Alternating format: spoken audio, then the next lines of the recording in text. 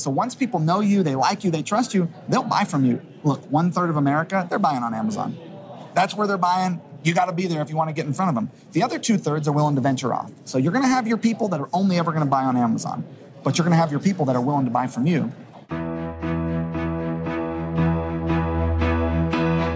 You're listening to Freedom Fastlane, presented by Capitalism.com. This is the show about building businesses and investing the profits so that you can live life on your terms. And now your host, the future owner of the Cleveland Indians, Ryan Daniel Moran.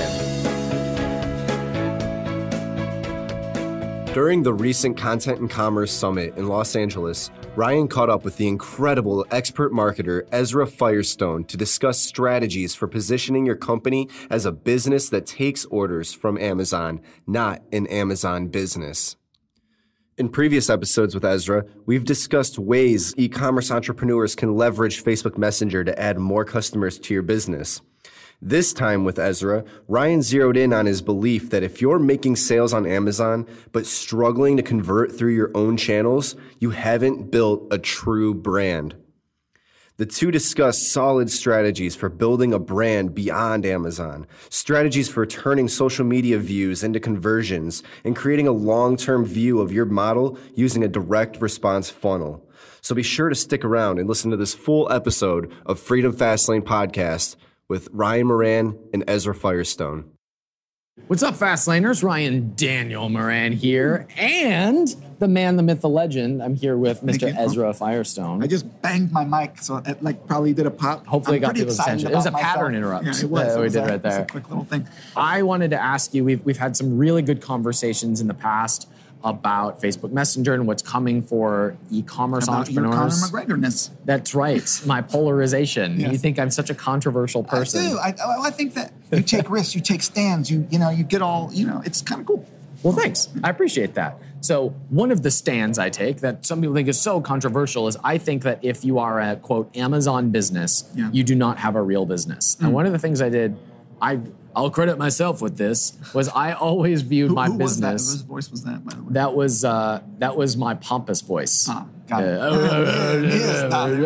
Well, one of the things I credit myself as saying. That was good. Thank you.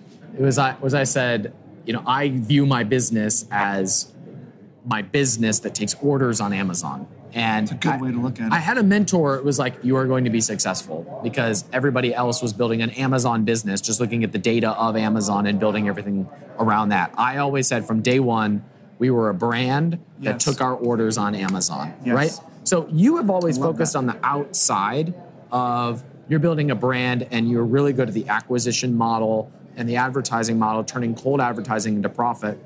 And my audience has stereotypically struggled with that because it's easy to get to 7 figures on Amazon.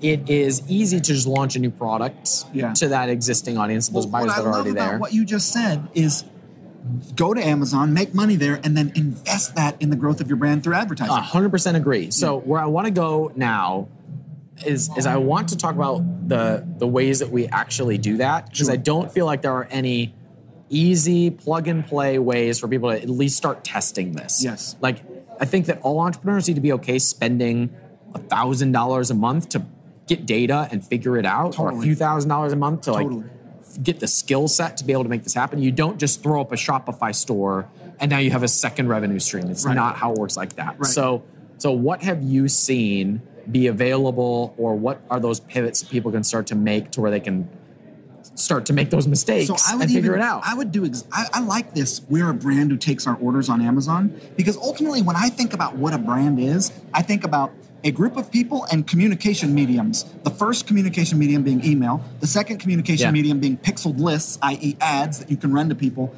the third communication medium being Facebook Messenger. So here's what I would recommend a brand do first. Step 1, set up a sales process, and the one that we're using right now is a post on your Facebook fan page. So you make a post on your Facebook fan page, and it says, hey, so-and-so brand, you got a fancy brand name, Chihuahua necklace brand. Oh, that's a great brand. Yeah. All the money I hear is in Chihuahua necklaces. Yeah. Well, I was thinking poodles. I had seen the big fluffy poodle things, the ears, or the, what are those I'm things? Picturing Chihuahuas, and now I really want Taco Bell.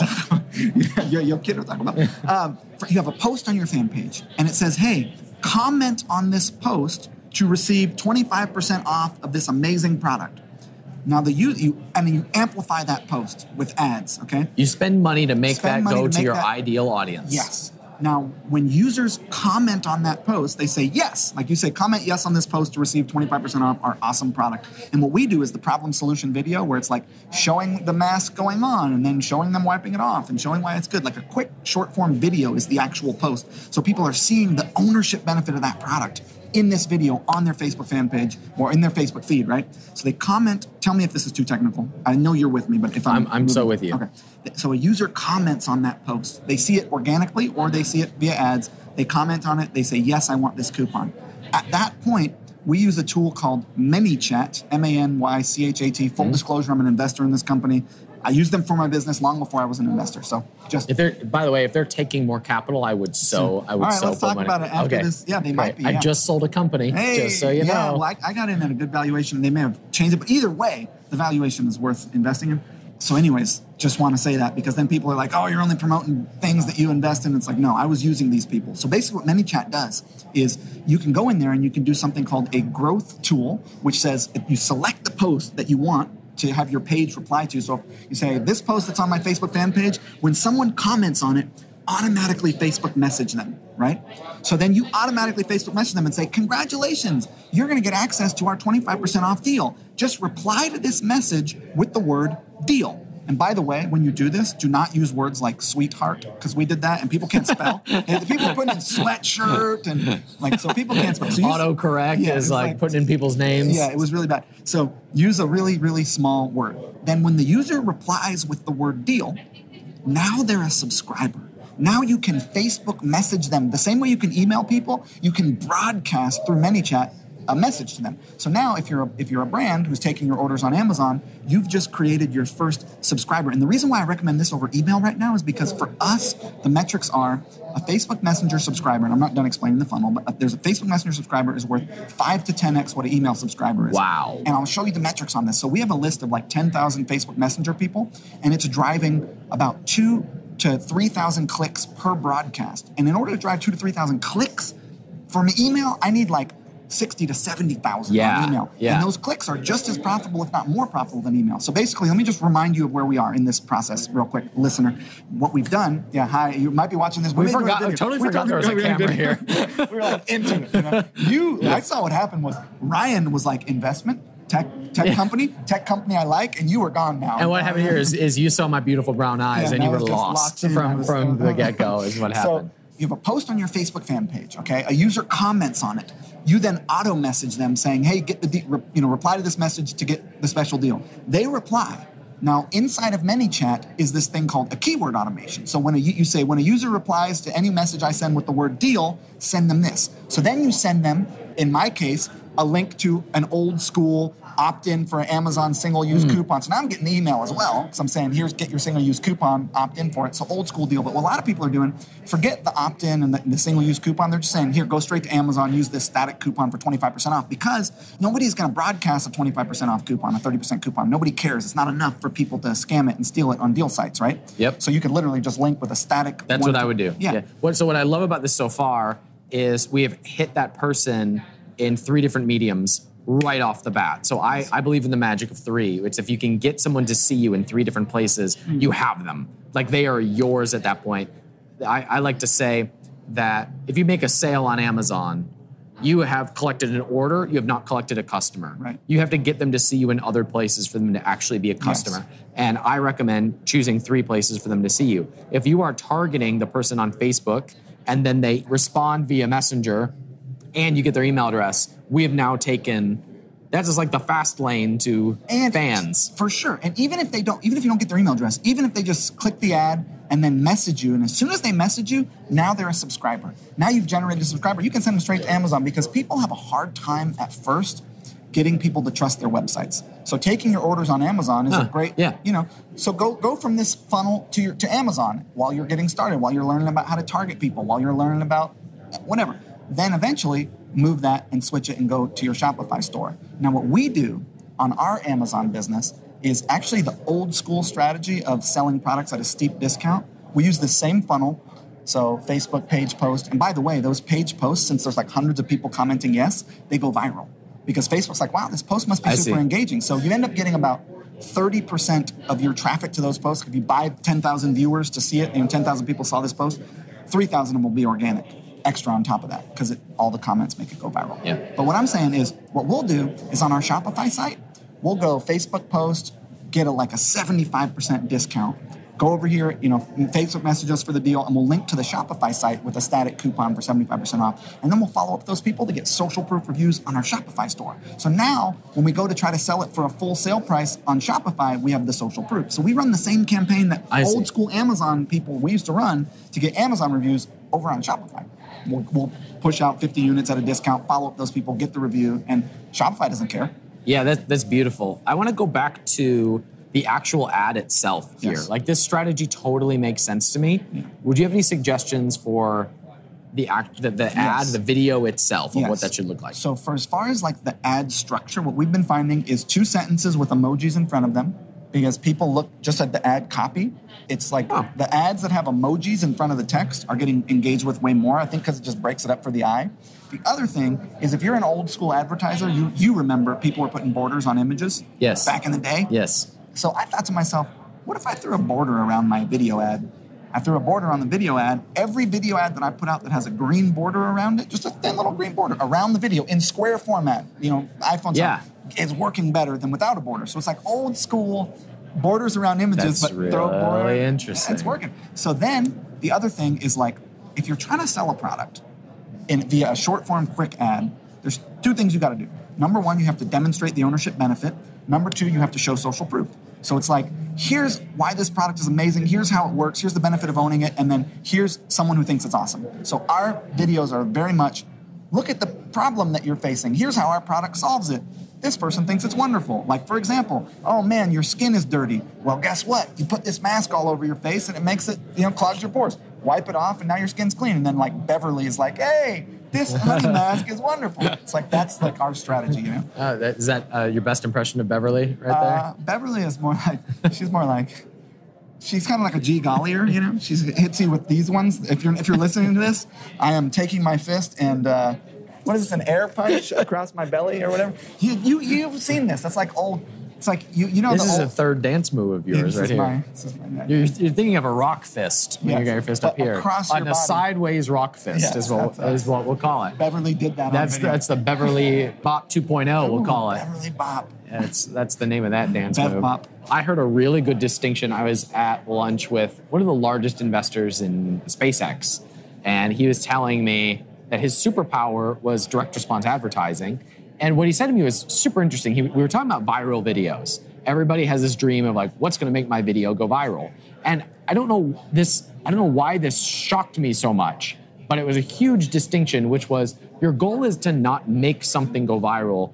Your job is to make something convert so that you can spend enough money to get in front of hundreds of thousands or millions of people. Love that. And now it's viral. Right. Everything else is a bonus. Right. Your job is to make it convert, to make $1 become $1.50 or $2. Smart. Yeah. It's also like, how often is a video really, really, really going to go viral? Right. It's like not often. Yeah, 1 out of every 200 times, but probably 1 out of 10 or 1 out of 20 is going to have a positive ROI on investment. Yes. That's smart. Yeah, I'm shocked that more physical product owners don't do this, especially Amazon people. I think there's just like a... Well, also, I think like what we were talking about back in Austin last time we were hanging out was like this longer form approach. Like, I think a lot of people who are just getting into the game, who maybe just built their first 6-figure business or just built their first 7-figure business, aren't looking at a long enough view of their model. And like what you were saying about your event, you're willing to invest because 3 years from now, you're experienced enough in business to take a longer view than most people.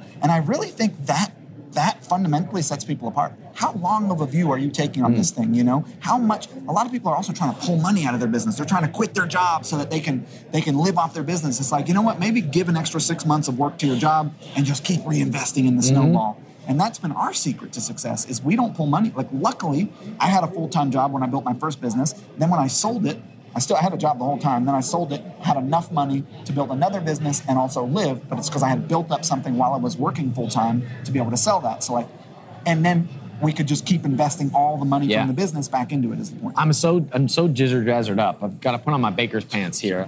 So the question I have is, what is your goal then to advertise? Jizzer-jazzered. Put on your baker's pants. So if you were to be advertising on Facebook, developing the many chat lists, developing the email list, are you then sending them through a direct response funnel? And before you answer, the reason I ask is because I think most people who are trying to build up Shopify and most people who are trying to build up direct response funnels are doing it wrong because they're not building the audience first. Right. And that makes it a lot harder to get the return on investment. So is that the process of developing the audience and then sending them through a direct response funnel? And I think that, so I've thought a lot about how to best give an applicable and useful sales funnel, specifically for Amazon businesses, because these are people who have brands, these are people who have good products, these are people who are trying to make it work, and now they want to diversify. And so what I've come to, and what is working for all my students right now, is instead of going starting by trying to build a theme park with pre-sale pages and all this kind of stuff, I have people literally start with a video ad and a long-form sales page. Just a simple, old-school sales page for the product that has social proof and videos and scarcity and sales copy and multiple high-quality images and long-form left-right design and a real sales offering that it looks good on desktop but is a little bit lighter weight and different on mobile. So using all the good conversion strategies of having a desktop version of your page, a mobile version of your page, etc. But I think what you start on Amazon, start selling on Amazon, run your traffic, get pixeled lists, get Facebook Messenger subscribers, but then build a Shopify website, build a long-form sales page, and put maybe 20% of your effort to sending traffic there. Figure that out, because that is such a powerful tool to make sales and capture the customer data, to make sales and be able to remarket to people. It's amazing. So you're capturing the audience and then sending them to these long-form sales videos. That's what we're doing. Long-form sales pages. We're using a sales video. So if you look at Be Friendly, which is my Amazon brand, it'll be $1.5 million on Amazon this year. Not huge compared to your standards, but good for us as non-Amazon experts, you know?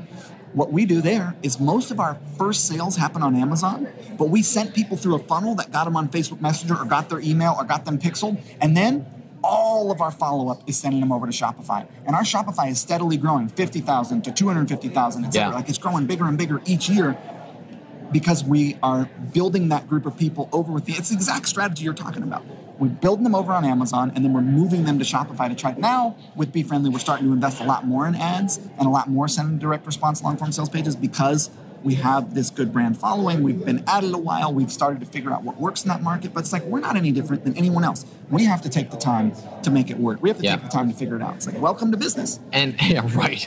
I mean, I still feel like I'm figuring this out, right? Yeah, when you hit a different level, there's another thing that you have to learn. Yeah. So for what you do, what's the offer that you're making on the long-form sales page? Because a lot of my people wonder, well, I'm already selling this successfully on Amazon, and I don't want to cannibalize it.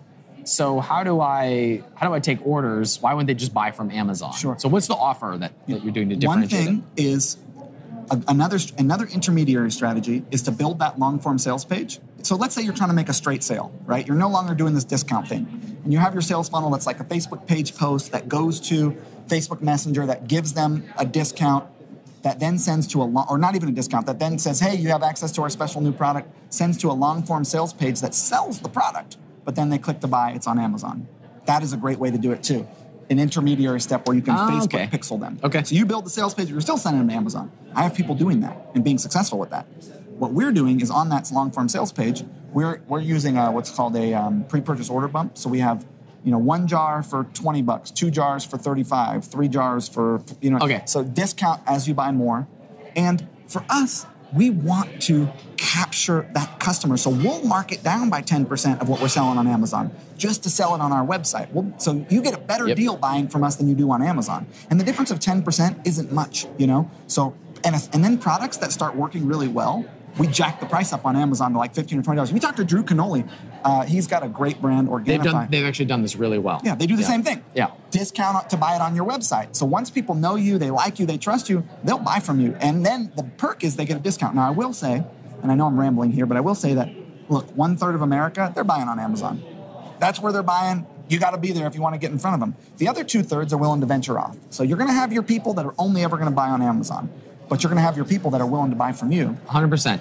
I also think a plus shipping model works here. Yes. Especially if you have a recurring revenue model on the back end. If you have the ability to get that initial customer order and then put them into subscription, you can actually say, this has 1,000 reviews on Amazon. You can go buy it right now that social proof for $29.95 and go ahead and do it if you want. Or you can try it for free, just play shipping. And that you get them is through amazing. Then and we have good free plus shipping sales funnels set up in our little system, but that is really smart. Yeah, in fact, I'm going to use that on my next free plus shipping sale. Awesome. That's good. So you know what I would recommend you do? Actually, we should set up the Ryan Moran template on Zipify. Please, can we do that? Yeah, okay, I'm in. In this second part of the discussion, Ezra explains how his new product, Zipify Pages, gives physical product sellers the ability to build their brand and customers far beyond Amazon sales. It's a tool for physical product businesses on Shopify. Let's dive in. So my best friend in the world, Mark Jenny, says to The this... name of your former vehicle.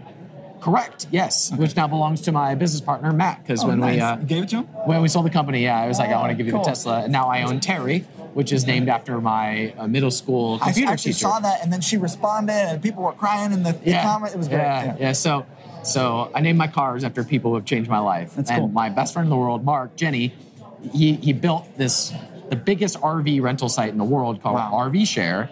It's just absolutely killed it. And he was scratching his own itch when he built it. Yeah. Like, he didn't know how to build a software company. He didn't know how to build a peer-to-peer rental. He was scratching his own itch because he's like, I have this RV sitting around that's not collecting revenue. I had not thought of what I've done as scratching my own itch, by the way, but I do think it is applicable and relevant, and what an interesting saying. But at least it's your customer's itch, right? No, meaning I understand completely what you're saying, and I think the saying "scratching your own itch" is funny. I was solving my own problem for sure, but I'm that just is laughing. a weird phrase. Now that you bring it up, scratching my own itch, I think that's funny. I have an itch. Can you scratch it? It's like, who's scratching other people's itches? That's my point. Who is scratching other people's itches around here? Although I guess my wife scratches my back sometimes. Anyways. Okay, so you were wiping your own butt, and when it.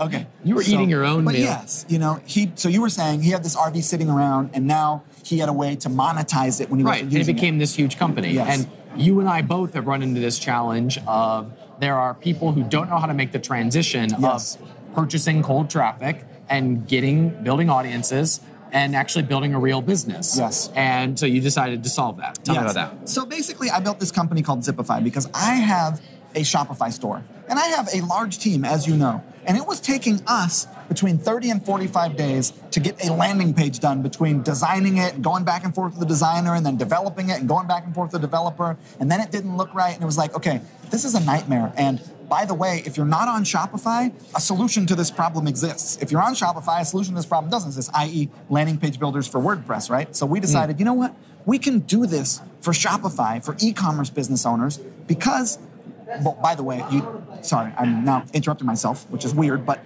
I'm going to do it anyways. And apologizing for it. That you can... What we have does not exist on WordPress. The offers out there for WordPress are more for speakers, coaches, authors, webinar people. There is no good solution for e-commerce people to be able to build an audience from cold traffic and then send them to their own checkout experience. Yes, and their own There offer are page. Solutions, but there's no good ones for physical product sellers. Yes, which is why we built it. And so basically Zipify now we use to build all of our pages. That's why we built it in the first place, was we wanted to be able to easily run split tests. We wanted to be able to easily build opt-in pages. We wanted to be able to easily build long-form sales pages. We wanted to have pages to send our Facebook traffic to that were high quality, that were optimized. And so basically, I believe in this model of permaculture, which you use as well, by the way, which is to reuse your assets to their best use. So capture the rainwater and water the garden. So for us, we're over here running this $20 million e-commerce business, learning about what pages work, split testing what works on mobile, what works on desktop, figuring out landing pages. So we're getting all this data. And then over with Zipify, we're just taking whatever worked and we're putting it into that system,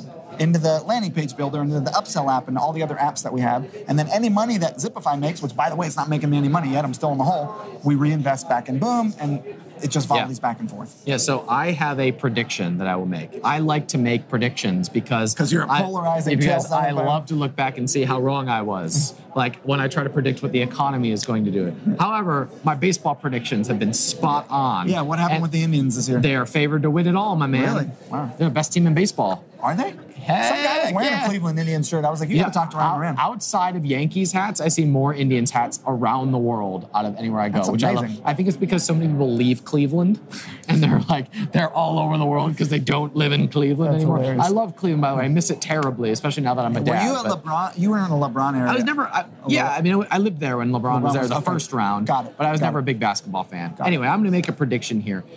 I have heard throughout my entire career, my 11 years as an entrepreneur, people have said it's getting harder. There's because things change so quickly. Right. And I've always made the argument that it's getting easier and easier because when I started 11 years ago, there was no Amazon FBA. Right? There was no WordPress. Right. There was no ClickFunnels. Yeah. There was none of the stuff that makes it so easy to be an entrepreneur now, or Yes. at least accessible to be an entrepreneur. And I think 2 years from now, people in our community will look back and say that back then there wasn't a Zipify. Yes. Because I think this is so. such a custom solution for our market. I really think it is going to change things. I So agree. I am proud to put my endorsement on Zipify. Well, thank you so much. Thanks, I appreciate it, man. It means a lot to me, actually, And we've worked so hard on this thing. You know how it is, starting new businesses. A year before we could even release the thing, hundreds of thousands of dollars invested, a year of fixing bugs and figuring it out, and we're soaring now. Now is that, I always tell people, for me, in my experience, it's been the third year. The third year always seems to be a great year. If you really did those first 2 years right, where you